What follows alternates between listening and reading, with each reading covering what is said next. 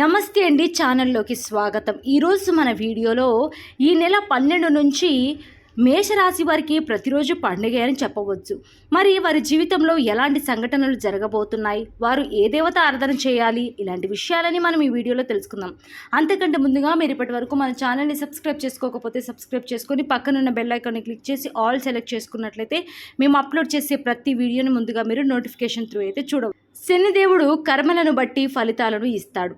అతని న్యాయదేవతగా పిలుస్తారు. మనం చేసే కర్మలను బట్టి శుభ ఫలితాలు అశుభ ఫలితాలను సంప్రదిస్తూ ఉంటాడు.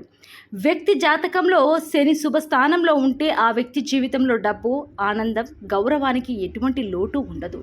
ప్రస్తుతం కుంభరాశిలో సంచరిస్తున్న శని గత నెల 6వ తేదీన నక్షత్ర సంచారం చేసింది.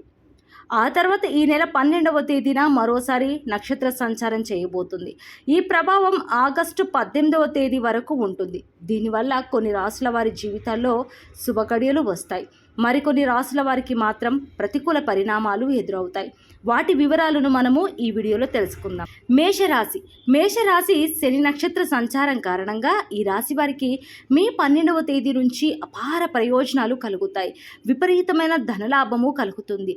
ఏ పని ముట్టుకున్నా కూడా అది సక్సెసే అవుతుంది. ప్రధానంగా వీరికి గతంలో రాకుండా నిలిచిపోయిన డబ్బులు చేతికి అందుతాయి. సంపాదన పెరుగుతుంది. అలాగే ఆస్తులు కూడా పెరుగుతాయి.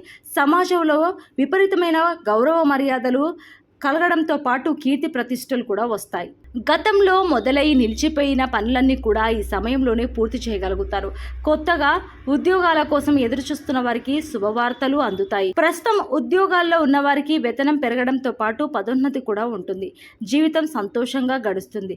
జీవిత భాగస్వామి సలహా సంప్రదింపులతో చేసే పనుల్లో విజయం సాధిస్తారు.